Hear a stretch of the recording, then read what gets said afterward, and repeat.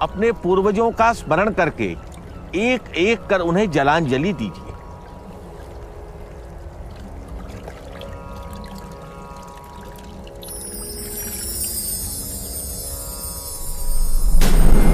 सम्राट पुष्यमित्र की जय! सम्राट पुष्यमित्र की जय! सम्राट पुष्यमित्र की जय!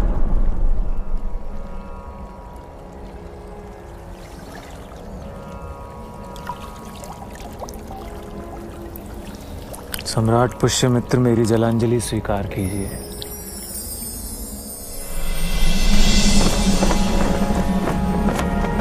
सम्राट अग्निमित्र की जय! सम्राट अग्निमित्र की जय! सम्राट अग्निमित्र की जय! सम्राट अग्निमित्र की जय!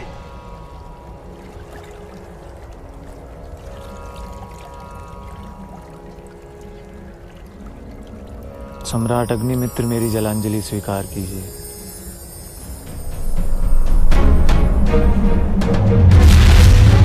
कुमार वसुमित्र की जय! कुमार वसुमित्र की जय! कुमार वसुमित्र की जय!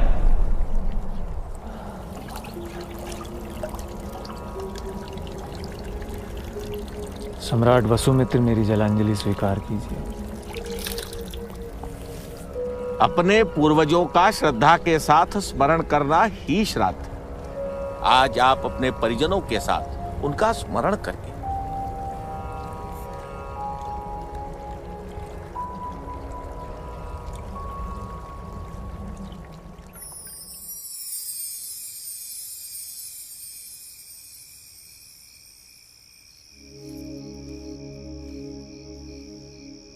क्या पढ़ रहे हैं शुंग सम्राट? आओ पूर्णा।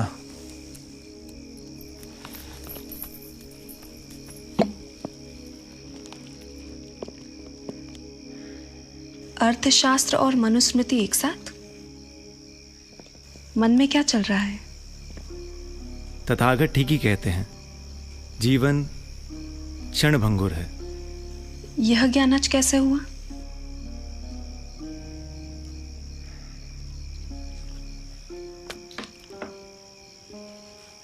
मेरे पितामह सम्राट पुष्यमित्र शुंग ने मौर्य सम्राट बृहद्रथ की हत्या की और शुंग साम्राज्य की नींव रखी। उन्होंने महान अश्वमेध यज्ञ किया। तात वसुमित्र उस अश्वमेध यज्ञ के अश्व के रक्षक थे। उन्होंने यज्ञ के अश्व की रक्षा करते हुए यवनों से युद्ध किया। ऐसे महापराक्रमी और महान योद्धा वसुमित्र की नाटक देखते हुए हत्या होती है। जो रणभूमि में वीरों से नहीं मारा जा सका, उसे रंगभूमि में विश्वस्तों ने आसानी से मार गिराया। यह है जीवन। एक राजा अपनी पत्नी से भी सावधान रहने को विवश है। देखो क्या कहते हैं भगवान कौटिल्य। मां की शैया के नीचे छिपकर कारुष के पुत्र ने अपने पिता की हत्या की थी।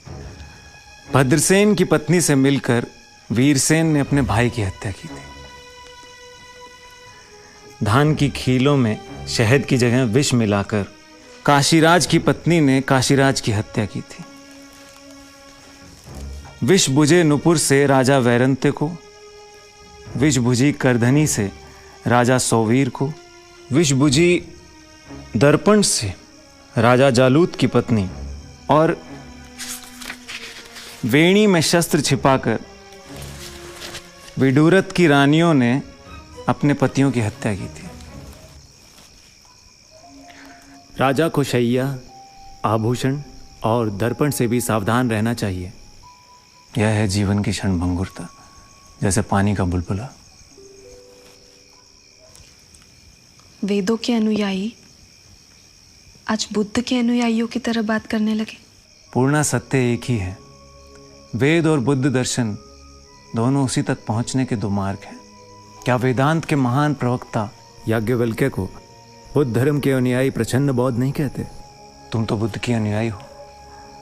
वेदों से तुम जो चाहे निकालना चाहो निकाल दो, तो जो बचता है क्या वह बौद्ध दर्शन नहीं है?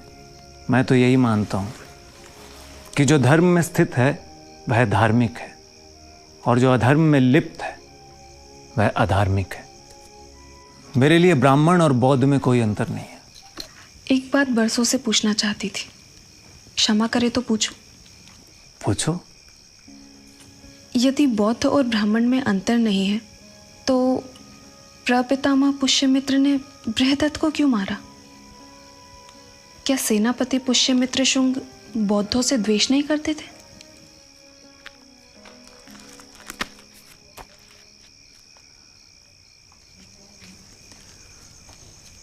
पूर्णा, क्या तुम भी यही मानती हो कि प्रपितामह बौद्ध देशी थे? मैंने लोगों से सुना है। प्रपितामह ने सम्राट बृहद्रथ को इसलिए मारा था क्योंकि वह अपने धर्म में स्थित नहीं था, राजधर्म में स्थित नहीं था। तुम ही तो कहती हो, न जच्चा वसलो होती न जच्चा होती ब्राह्मणों, कमुन्ना वसलो होती कमुन्ना होती ब्राह्मणों। जाति से कोई शूद्र नहीं होता, न जाति से कोई ब्राह्मण। कर्म से व्यक्ति शूद्र होता है और कर्म से ही ब्राह्मण। पितामह ने अपने धर्म के लिए बृहद्रथ पर हथियार उठाया था। वे कर्म से क्षत्रिय थे। यदि वे प्रतिज्ञा दुर्बल बृहद्रथ पर हथियार ना उठाते तो वो अपने धर्म का उल्लंघन करते। प्रतिज्ञा दुर्बल? पूर्णा, मैंने कभी नहीं सोचा था कि मैं इस तरह पितामह का स्मरण तुम्हारे साथ करूंगा। भारत को संगठित करने वाले महाराज चंद्रगुप्त का भारत खंडित हो रहा था। देवा नाम प्रियदर्शी अशोक के उत्तराधिकारी चुप थे। प्रजा की रक्षा करना, राष्ट्र की रक्षा करना, उसके सम्मान की रक्षा करना एक राजा की प्रतिज्ञा होती है। परंतु उत्तरोत्तर भारत को निर्बल शासक मिले और सम्राट बृहद्रथ तो और भी ज्यादा प्रतिज्ञा दुर्बल निकला।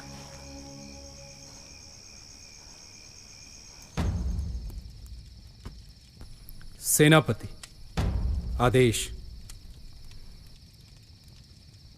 बलाध्यक्ष, तुम घर जाओ, मैं कुछ देर बाद जाऊंगा।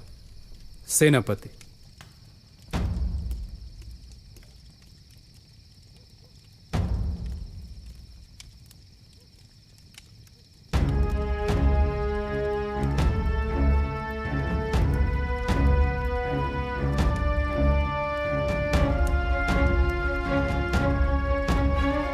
सम्राट, महाराज चंद्रगुप्त ने यवनों को भारत से बाहर खदेड़ दिया था।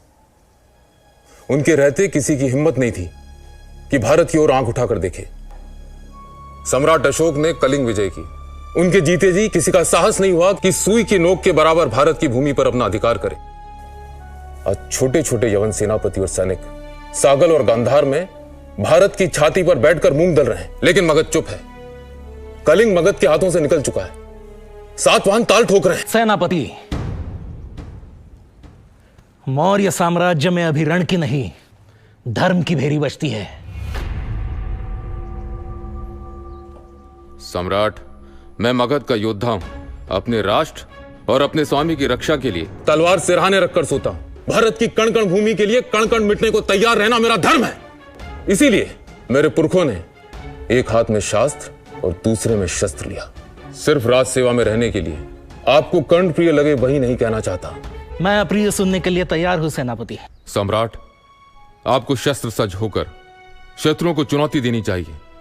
प्रजा को यह विश्वास दिलाना चाहिए कि उनका सम्राट प्रतिज्ञा दुर्बल नहीं है। यानी आपने राष्ट्र की रक्षा और राष्ट्र के शत्रुओं का नाश करने की प्रतिज्ञा ली है। क्या मैंने उसमें दुर्बलता दिखाई है? मगध यवनों से भारत की रक्षा नहीं कर रहा है सम्राट। यवन पीढ़ियों से पंचनद और गांधार में रहते आ रहे हैं। क्षमा सम्राट, प्रजा मानती है कि सम्राट को धर्म विजय में रुचि है, शत्रु विजय में नहीं। युद्ध मनुष्यता का भविष्य तय नहीं कर सकते सेनापति। धर्म विजय सबसे बड़ी विजय है। वीर और प्रजा इसे रणभीरुता कहते हैं। और क्या कहती है प्रजा? जो आपके गुप्तचर कहने का साहस नहीं रखते। क्या? कि मौर्य सम्राट पूरे साम्राज्य को स्तूपों और विहारों से पाट देंगे। बौद्ध संघ को विहारों के लिए भूमि सुलभ है, पर निर्धन किसानों के लिए नहीं। यह ब्राह्मणों का द्वेष बोल रहा है सेनापति। प्रतिज्ञा दुर्बल मैं नहीं, यह समाज दुर्बल है, जो बुद्ध को, धम्म को, संघ को, नए विचार को, परिवर्तन को स्वीकार नहीं कर पा रहा है।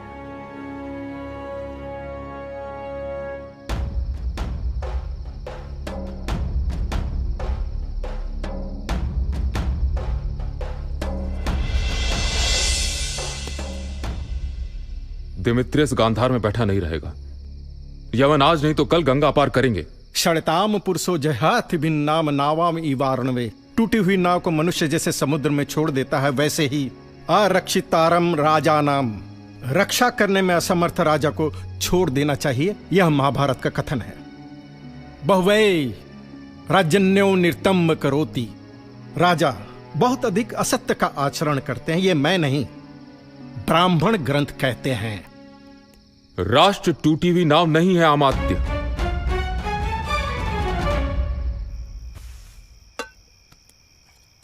वसुदेव, प्रपितामह को कुछ चाहिए तो नहीं? हाँ। सेनापति की तबीयत तो ठीक है?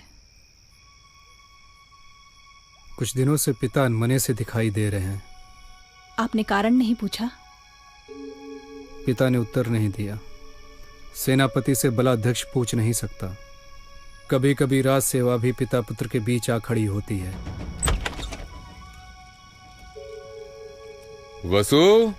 वसुमित्र। पितामह। ज्येष्ठ वसु दिखाई नहीं दे रहा है। प्रपितामह के पास है।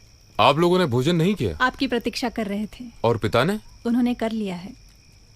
पितामह, प्रपितामह आपको पूछ रहे हैं।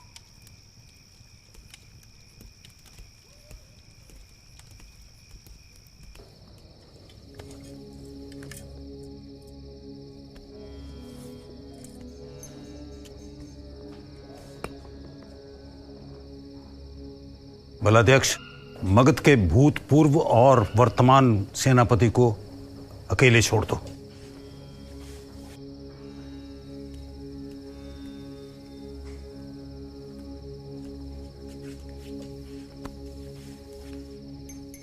क्या चिंता है?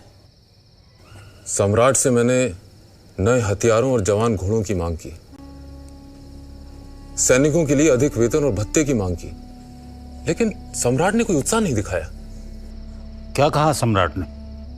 यदि युद्ध नहीं तो नए हथियार क्यों, अधिक वेतन क्यों?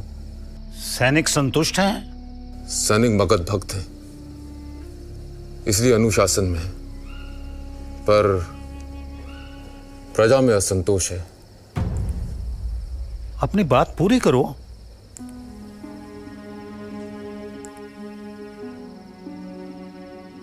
सेना से पहले बौद्ध संघ है, सैनिकों से पहले बौद्ध भिक्षु हैं। सम्राट पक्षपात कर रहे हैं। कलिंग और सातवाहन युद्ध के लिए तत्पर हैं। सागल में यवनों का उपद्रव बढ़ रहा है। विदर्भ में बैठे याज्ञसेन पर विश्वास नहीं किया जा सकता। पर याज्ञसेन तो विदर्भ में मगध का राज्यपाल है। मौर्य मंत्री कौंडिन्य उसका साला है। मंत्री उसका साला है, इसीलिए तो समस्या है। और सम्राट की सुरक्षा को लेकर भी चिंता है। भिक्षु भिक्षुणियों के प्रवेश पर राजप्रसाद में कोई रोक टोक नहीं है। नर्तक नर्तकियों की बहार है। पुष्यमित्र, पीढ़ियों से हमारा कुल मौर्य साम्राज्य की रक्षा करता चला आ रहा है। हमारे लिए किसी भी धर्म से पहले राष्ट्र है। वो धर्म जाता है तो जाए, राष्ट्र नहीं जाना चाहिए। हमेशा यजुर्वेद का ये आदेश याद रखना, वयम राष्ट्रम जागृयाम। हम हमेशा राष्ट्र के लिए जागृत रहें। राष्ट्र यज्ञ यम ते यज्ञात तनु। इसलिए राष्ट्र की रक्षा करने वाली सेना और सेनापतियों को नमस्कार किया जाता है। नमः सेनाभ्य सेनानीभ्यश्च वो नमः। उसी समय सम्राट बृहद्रथ ने राजप्रसाद के प्रधान रक्षक की हत्या की। अपने ही अंतर्वंशिक की? क्यों? क्योंकि अंतर्वंशिक ने गांधार से उपहार में आई एक यवन सुंदरी और उसकी दासियों को बिना जांच के सम्राट के पास जाने से रोका था। फिर? तब बृहद्रथ ने पितामह अग्निमित्र को अपना अंतर्वंशिक और प्रधान अंगरक्षक नियुक्त किया। सेनापति इससे प्रसन्न नहीं थे। यह ठीक नहीं हुआ तात। धर्म सम्राट की वाणी में है, आचरण में नहीं। जो अंतर्वंशिक के साथ हुआ वो अग्निमित्र के साथ भी हो सकता है। पुष्य, तुम दोनों अपना अपना कर्तव्य करो।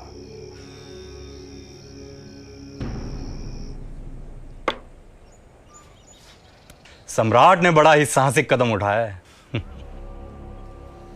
कौंडिन्य,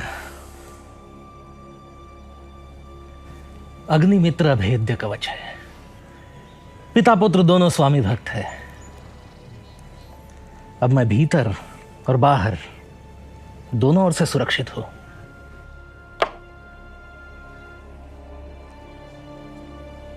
जैसा प्रपितामह का अनुमान था वैसा ही हुआ। विदर्भ में याज्ञसेन ने विद्रोह किया और स्वयं को विदर्भ का राजा घोषित कर दिया। सेनापति ने तुरंत विदर्भ में सेना भेजने की सलाह दी, पर सेना की बजाय बृहद्रथ ने मौर्य मंत्री कौंडिन्य को याज्ञसेन को समझाने के लिए विदर्भ भेजा। सम्राट को कैसे समझाऊं कि विदर्भ में कौंडिन्य ने ही याज्ञसेन को स्थापित किया है। साला जीजा दोनों मिले हुए हैं। फिर वह हुआ जिसकी पितामह ने भी कल्पना नहीं की थी। उस दिन पाटलिपुत्र में सेना का संचालन था। मगध के वीर सैनिक सम्राट बृहद्रथ का अभिवंदन करने वाले थे। सेना धूप में खड़ी थी। प्रपितामह बार बार संदेश भेज रहे थे, मगर सम्राट बृहद्रथ नहीं आ रहे थे। जिसकी सेना प्रतीक्षा कर रही थी, उसका सम्राट यवन नर्तकियों का नृत्य देख रहा था।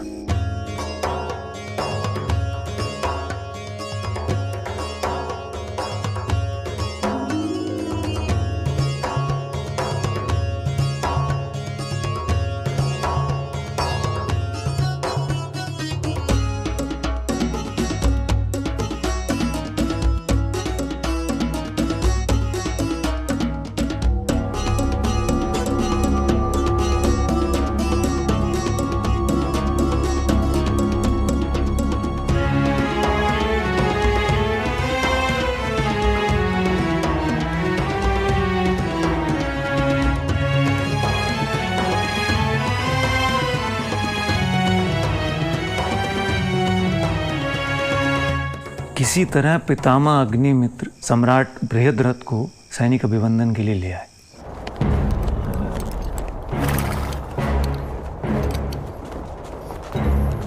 सेनापति, इन सैनिकों के लिए तुम मुझसे अधिक वेतन और हथियार मांग रहे थे। इनके लिए इससे तो बेहतर होता ये धम्म के सैनिक होते और इनके हाथ में भिक्षा पात्र होता और युद्ध की पुकार की जगह ये धम्म का घोष कर रहे होते।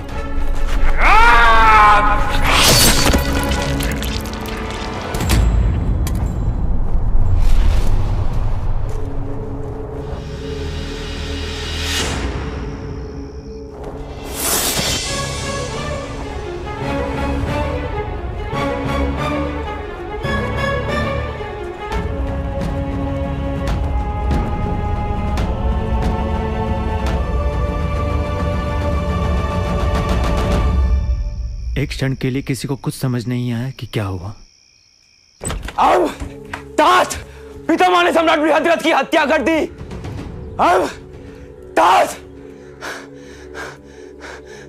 सेनानी पुष्यमित्र की जय, सेनानी पुष्यमित्र की जय, सेनानी पुष्यमित्र की जय, सेनानी पुष्यमित्र की जय, सेनानी। पितामह अग्निमित्र को समझ नहीं आ रहा था कि वे क्या करें, अपने पिता की हत्या या आत्महत्या।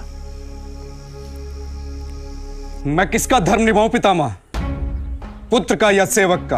अपने स्वामी की हत्यारे से युद्ध कर वीर गति पाऊं या आत्महत्या करूं? स्वामी? किस स्वामी के लिए अब आप प्राण देंगे? चाहिए अपने सेनापति का साथ दीजिए, और यदि अपने पिता से लड़ना है तो अपने पुत्रों से भी लड़ने को तैयार रहिए। वसु छोटा है, इससे मारने में आसानी होगी। तात, मुझे आज्ञा दीजिए, मैं अपने सेनापति की सहायता के लिए जा रहा हूं। सेनापति ने तुरंत मंत्री परिषद की बैठक बुलाई। राष्ट्र के लिए प्राण देने वाले सैनिकों का अपमान करने वाले राजा की मैंने हत्या की है, मुझे उसका दंड दिया जाए और मंत्री परिषद जिसे योग्य समझे उसे मगध का सम्राट नियुक्त करे।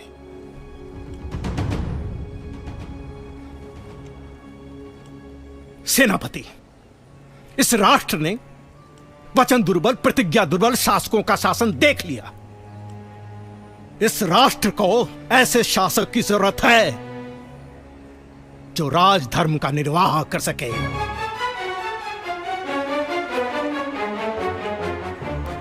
मंत्री परिषद और बलाध्यक्षों ने मिलकर सेनापति को शासन का दायित्व स्वीकार करने को कहा और पाटलिपुत्र ने सेनापति पुष्यमित्र शुंग का राज्याभिषेक किया। माता भूमि पुत्रोहम पृथ्वीव्याह, यह भूमि मेरी माता है और मैं इसका पुत्र हूं। नमो मात्रे पृथिव्यै, मैं माता पृथ्वी को नमस्कार करता हूं। नमः सभाभ्यः, सभापतिभ्यश्च वो नमः। सभी सभाओं और सभापतियों को नमस्कार। सभी छोटे बड़ों को मेरा नमस्कार। नमस्तक्षभ्यो रथकारेभ्यश्च वो नमः नमः। कुलालेभ्य कर्मारेभ्यश्च वो नमः। शिल्पकारों, रथकारों, कुम्हारों, लोहारों, सबको मेरा नमस्कार। भूत, भविष्य और वर्तमान के श्रेष्ठ जनों को मेरा नमस्कार। महाराज मनु का यह कहना है कि वो राजा जो अपने मंत्रियों और लोक सेवकों के साथ अपनी प्रजा को पीड़ित और चोर लुटेरों द्वारा सताए जाते देखता है, ऐसा राजा जीवित नहीं, मरा हुआ है। यदि मैं शास्त्र के अनुसार अपने कर्तव्यों का पालन ना करूं तो मैं प्रजा का अपराधी होऊंगा, पाप का भागी होऊंगा। सम्राट पुष्यमित्र ने शासन संभालते ही अग्निमित्र को विदिशा का गोप्ता नियुक्त किया। गोप्ता यानी राज्यपाल ना? ज्येष्ठ वसु और वसुमित्र मेरे पास रहेंगे। किसी एक को तो उनकी मां के साथ रहने दीजिए। ये दोनों यहां रहकर मनुस्मृति और धर्मशास्त्रों का अध्ययन करेंगे। उन्हें वैदिक धर्म धारण करने के योग्य बनना है। सातवाहन ब्राह्मण धर्म का पुनर्जागरण कर रहे हैं। हमें वैदिक धर्म का पुनरुत्थान करना है। श्रुति और स्मृतियों का अध्ययन तो दोनों विदिशा में रहकर भी कर सकते हैं।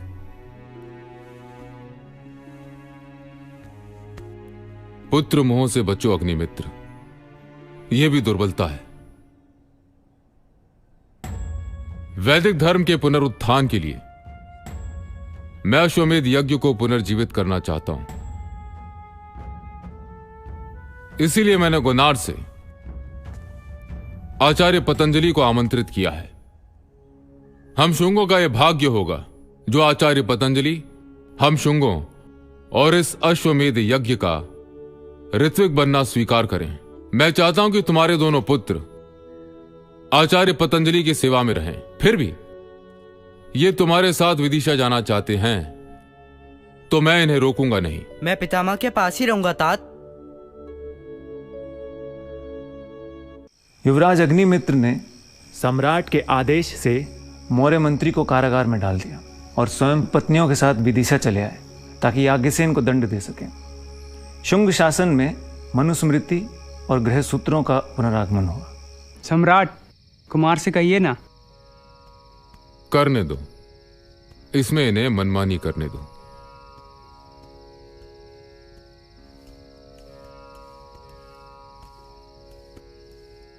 मनुस्मृति का कौन सा अध्याय समाप्त किया? 7वां अध्याय राजधर्म पितामह। क्या पढ़ा, कुछ बताओ। ब्रह्मा ने अराजकता से भयभीत प्राणियों की रक्षा के लिए राजा का निर्माण किया। और ब्रह्मा ने राजा को इंद्र, वायु, यम, सूर्य, अग्नि, वरुण, चंद्रमा और वित्तेश के गुणों से युक्त किया। पर इसका अर्थ हम दोनों को समझ में नहीं आया। तो आपने अपने आचार्य से क्यों नहीं पूछा? क्योंकि हमें इसका उत्तर एक सम्राट पितामह से सुनना था। तो सुनो, बैठो।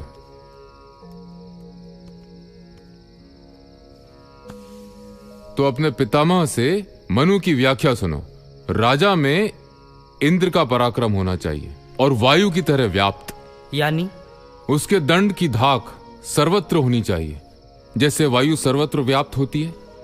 वो यम की तरह न्याय करने वाला होना चाहिए, सूर्य की तरह सबके जीवन को आलोकित करने वाला, आशा, उत्साह, उल्लास से भर देने वाला, अग्नि की तरह ऊर्जावान, स्वयं भी और प्रजा को भी ऊर्जा दे, और वरुण की तरह मनुष्य और धरती की प्यास बुझाए, यानी कुएं, तालाब, जलाशय बनवाए, खेतों तक पानी ले जाए ताकि धरती पर फसल लहलहाए, और चंद्रमा की तरह शीतल रहे और सबको शीतलता दे, दग्ध मन को, उद्विग्न जन को शांत करे, और वित्तेश यानी धन की देवता की तरह सबको संपन्न करे। और क्या पढ़ा? सभी प्राणियों की रक्षा के लिए ब्रह्मा ने राजा के लिए दंड का निर्माण किया। उस दंड के भय से ही सभी अपने अपने धर्म का पालन करते हैं। देश, काल, विद्या और अपराध के अनुसार अपराधी को योग्य दंड देना चाहिए। राज दंड की शासक है। दंड ही प्रजा पर शासन करता है, दंड ही सभी की रक्षा करता है, दंड ही सोए हुए को जगाता है। विद्वान दंड को ही गुणों का मूर्त रूप कहते हैं। विचार करके दिया गया उचित दंड प्रजा को प्रसन्न करता है, अनुचित दंड प्रजा का नाश करता है। जब शासक अपराधियों को निरंतर दंड नहीं देता तब ताकतवर कमजोर को उसी तरह कष्ट देते हैं जैसे मछलियों को लोहे की सलाखों पर सेका जाता है। क्या मनुष्य हमेशा नैतिकता का पालन करता है वसुमित्र? नहीं पितामह, विरले ही नैतिकता के लिए नैतिकता का पालन करते हैं। दंड के भय से ही सभी नीति से अपनी आय और संपत्ति का उपभोग करते हैं। देवता, दानव, गंधर्व, राक्षस आदि भी दैवी प्रतिकार के भय से अपने अपने धर्म का पालन करते हैं। यदि दंड ना हो या विधि संगत ना हो तो समाज अराजक हो जाएगा, सभी संबंध नष्ट हो जाएंगे, प्रजा के सभी वर्गों में भय फैल जाएगा। उस राजा की प्रजा उत्तेजित नहीं होती जहां राजा दंड का आधार लेकर स्थितियों को सत्य के प्रकाश में देखता है। तो फिर प्रजा राजा किसे कहती है? सत्यवादी, बुद्धिमान, दंड देने वाले, विवेचना और समीक्षा करने में समर्थ, धर्म, अर्थ, काम को समझने वाले को प्रजा राजा कहती है। जाओ, अब सो जाओ।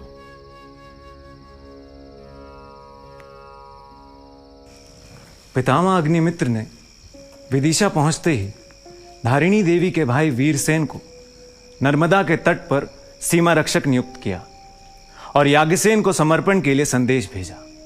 याज्ञसेन का एक चचेरा भाई था माधव सेन, उसकी बहन थी मालविका। माधव सेन पुराने राजकुल से था। उसने पितामह अग्निमित्र को संधि करने के लिए पत्र भेजा। विदर्भ पर मगध के अधिकार के पहले मेरे पुरखे राज्य करते थे, इसलिए विदर्भ पर मेरा अधिकार पहला है। पर मौर्य मंत्री ने अपने जीजा को विदर्भ में स्थापित कर मेरे साथ अन्याय किया है। आप मुझे मेरा अधिकार दिलाएं और याज्ञसेन को सिंहासन से हटाएं।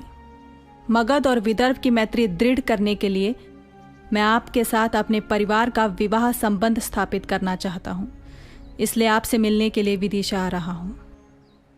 मुझसे और इरावती से मन नहीं भरा?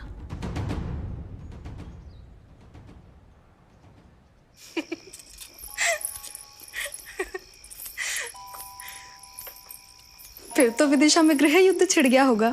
स्त्रियां पुरुषों को हमेशा क्षमा कर देती हैं, पर विदर्भ और विदिशा के बीच दांवपेच शुरू हो गए। यहाँ पाटलिपुत्र में सम्राट पुष्यमित्र ने वेदों, धर्मशास्त्र, काव्य, व्याकरण, सूत्र साहित्य और अर्थशास्त्र के अध्ययन को प्रोत्साहन दिया। दूर दूर से आचार्य पाटलिपुत्र आने लगे। वैदिक धर्म जैसे सदियों के बाद जागृत हो उठा था। राज सेवा के लिए स्नातक मनुस्मृति और राजनीति शास्त्रों का अध्ययन करने लगे। गोष्ठियों और उत्सवों में अब शास्त्र चर्चा हो रही थी। नए अमात्यों, सचिवों, दंड नेतृत्व, नायक, राजदूत और कार्यकारी अधिकारियों की नियुक्ति के लिए सम्राट पुष्यमित्र ने कौमुदी महोत्सव के दिन ज्ञान सत्र रखा है। स्नातक अपनी योग्यता दिखाने के लिए आमंत्रित हैं।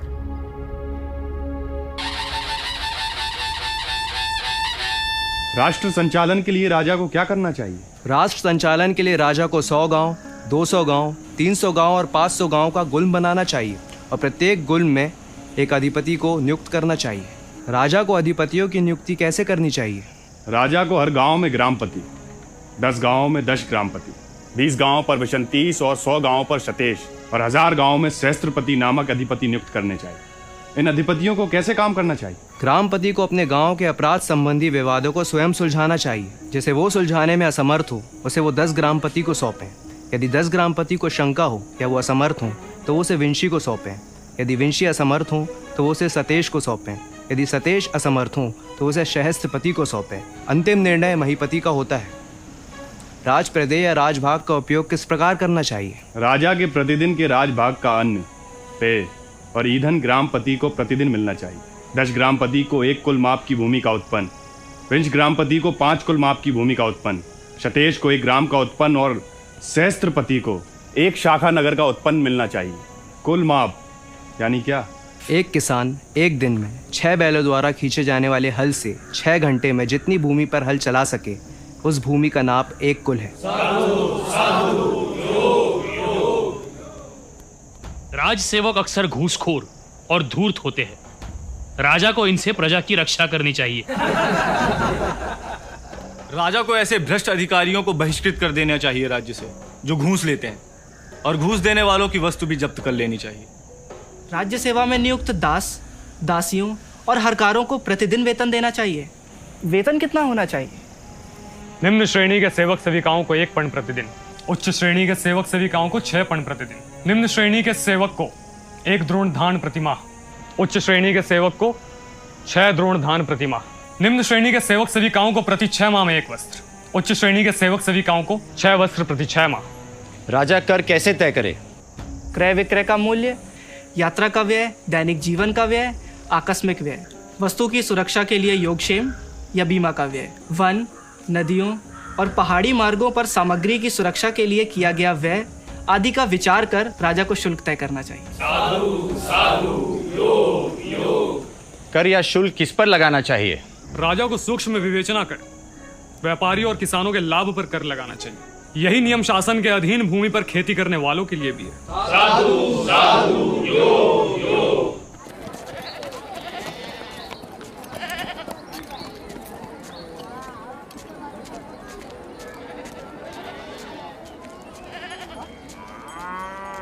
यहाँ शुल्काध्यक्ष कौन है? मैं शौल्किक हूँ। पाटलिपुत्र में अब शुल्काध्यक्ष को शौल्किक कहने लगे? आप जो चाहे कहें, हमें शुल्क से मतलब है। मैं पहली बार मथुरा से पाटलिपुत्र आ रहा हूँ। पहले मेरे पिताजी आते थे। मथुरा के श्रेष्ठ ही हैं? जी। स्वागत है। कोई कष्ट? कर के बारे में पूछना था। किसी निम्न सहाय से मिला देंगे? मैं ही बता देता हूँ। स्वर्ण और पशुओं के मूल्य का 50वां हिस्सा, खाद्यान्न के मूल्य पर 6ठा, 8वां या 12वां हिस्सा, ये स्थितियों पर निर्भर करता है, पर प्रजा से संवत्सर में एक ही बार। इसी तरह काष्ठ, मधु, घृत, सुगंध, रस, औषधि, धान्य, पुष्प, मूल, फल, शाक, तृण, बांस, चर्म, मिट्टी और पत्थर के बर्तनों से लाभ पर 6ठा हिस्सा, पर श्रोत्रिय ब्राह्मण से कोई कर नहीं। छोटे छोटे व्यवसाय से जीवन यापन करने वाले गरीब प्रजा से महीपति को नाम मात्र का कर लेना चाहिए। न्याय के लिए महीपति को विधि विवेचना में निपुण मंत्री और ब्राह्मणों के साथ सभा में प्रवेश करना चाहिए और प्रतिदिन शास्त्रों के अनुसार न्याय करना चाहिए। यदि महीपति न्यायिक निर्णय के लिए स्वयं उपस्थित ना हो पाए तो उन्हें अपने स्थान पर एक विद्वान ब्राह्मण को नियुक्त करना चाहिए। उस नियुक्त ब्राह्मण को न्यायालय के 3 सभासदों के साथ न्याय सभा में प्रवेश करना चाहिए और वहां बैठकर या खड़े होकर न्याय संचालन की प्रक्रिया को देखना चाहिए। जिस सभा में 3 वैदिज्ञ ब्राह्मण और राज प्रतिनिधि या न्यायाधीश उपस्थित हों उसे ब्रह्म सभा कहते हैं। जिस न्यायालय में सत्य असत्य से पराजित होता है और जहां अन्याय को न्याय की सुई से छेद नहीं दिया जाता, वो न्यायालय अधर्म द्वारा मारा गया समझना चाहिए। पहले तो न्यायालय में जाना ही नहीं चाहिए, पर वहां जाने के बाद केवल सत्य ही बोलना चाहिए। न्यायालय में मौन रहकर या झूठ बोलकर व्यक्ति पाप का दोषी होता है।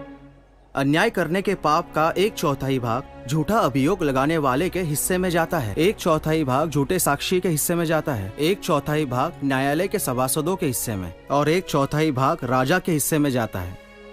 राजा पाप मुक्त हो जाता है।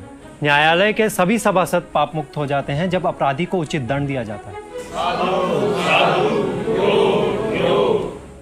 याज्ञसेन का चचेरा भाई माधव सेन युवराज अग्निमित्र से मिलने विदिशा जा रहा था कि विदर्भ के सीमा रक्षक ने उसे घेर लिया। कोई माधव सेन को मारेगा नहीं, याज्ञसेन उसे जीवित रखना चाहते हैं। माधव सेन को कारागार में डाल दिया गया। क्या लिखा है याज्ञसेन ने? मुझसे सौदेबाजी कर रहा है। लिखा है कि मैं उसके साले मौर्य मंत्री को कारागार से छोड़ दूं तो माधव सेन को छोड़ देगा। अब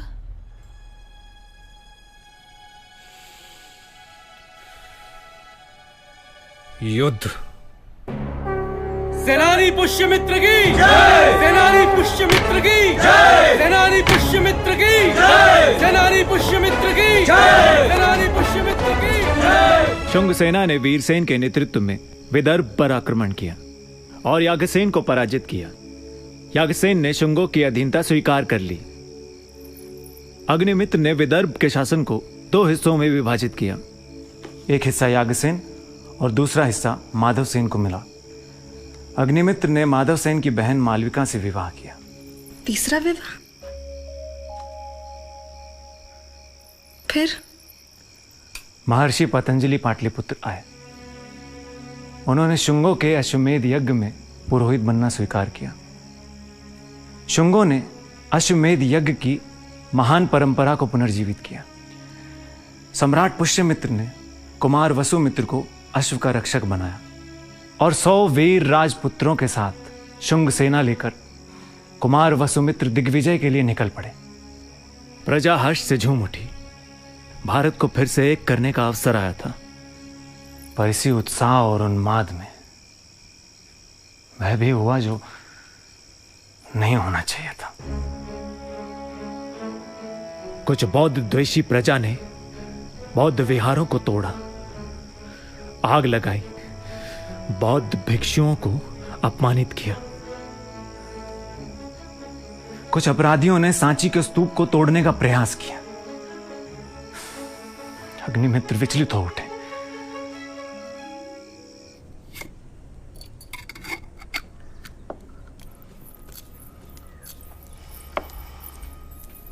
क्या यह सच है युवराज? कुछ मूर्खों ने महास्तूप को क्षति पहुंचाई है, पर स्तूप और भगवान तथागत की अस्थियां सुरक्षित हैं। ऐसा नहीं होना चाहिए था धारणी। कैसे कोई धर्म के उन्मत्त लोगों को समझाए कि पूरा भारत बुद्ध की धर्म काया है।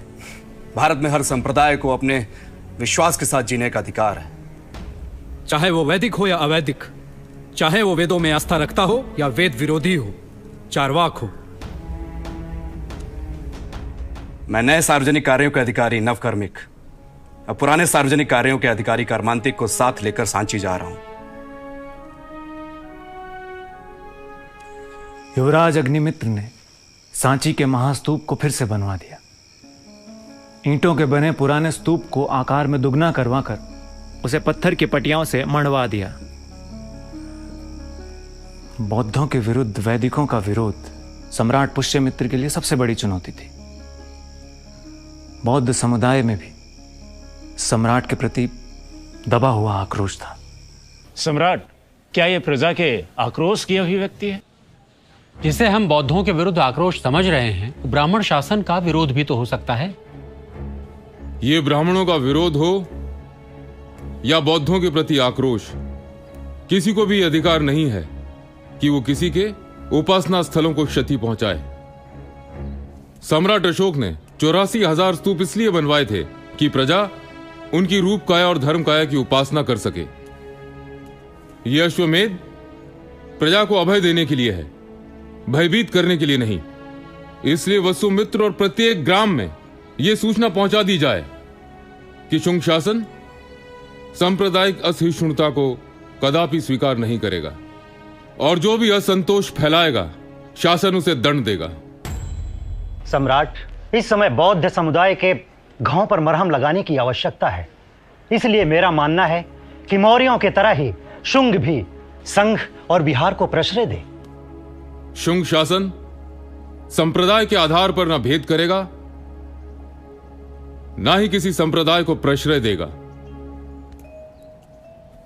संप्रदाय यह व्यक्तिगत आस्था का चुनाव है, राष्ट्रीय नहीं।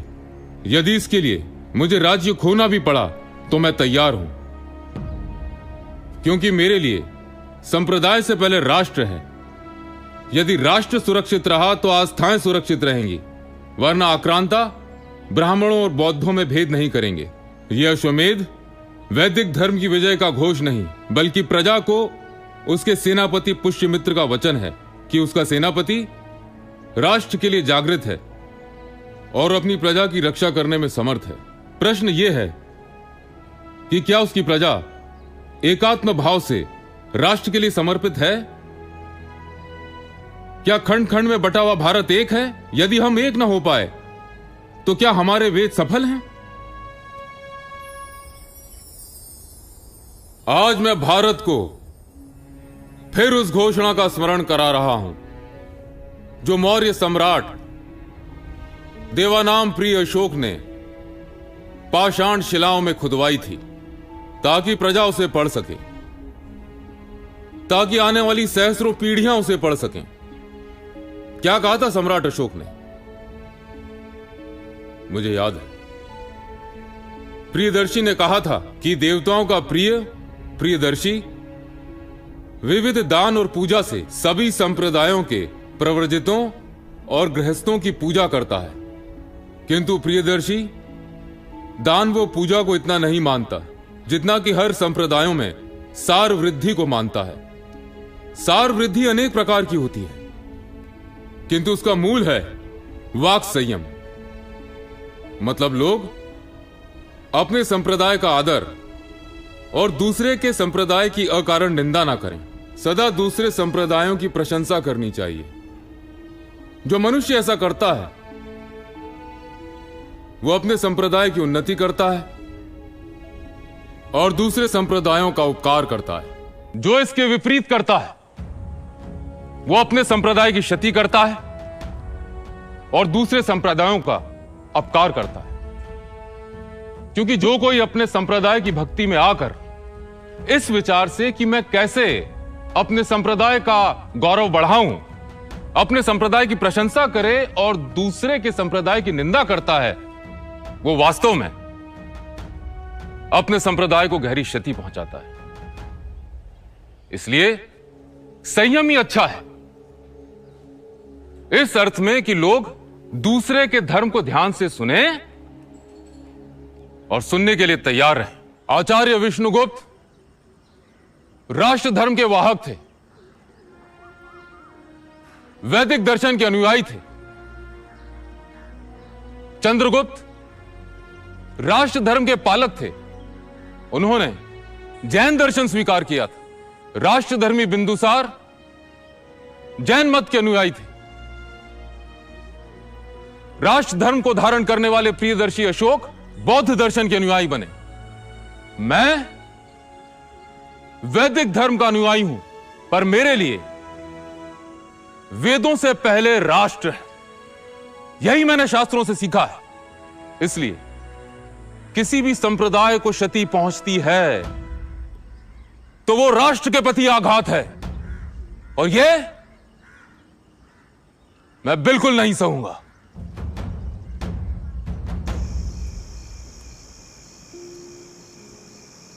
आंसुओं से प्रपितामह को श्रद्धांजलि दे रहे हो?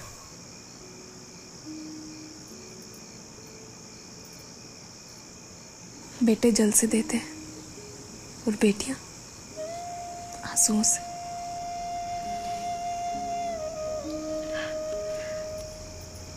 फिर क्या हुआ? देवी, क्या हुआ? पिता का पत्र आया है। तुम्हारा बेटा वसुमित्र दिग्विजय कर पाटलिपुत्र लौट आया है।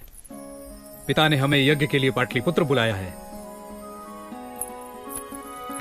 ओम अग्नये स्वाहा, ओम वरुणाय स्वाहा, ओम यमाय स्वाहा, ओम आदित्याय स्वाहा, ओम वायवे। शुंगों ने 2 बार अश्वमेध यज्ञ किया। शुंग काल में ही पतंजलि ने महाभाष्य लिखा और भरुत स्तूप में तोरण द्वार और वेदिका को समर्पित किया।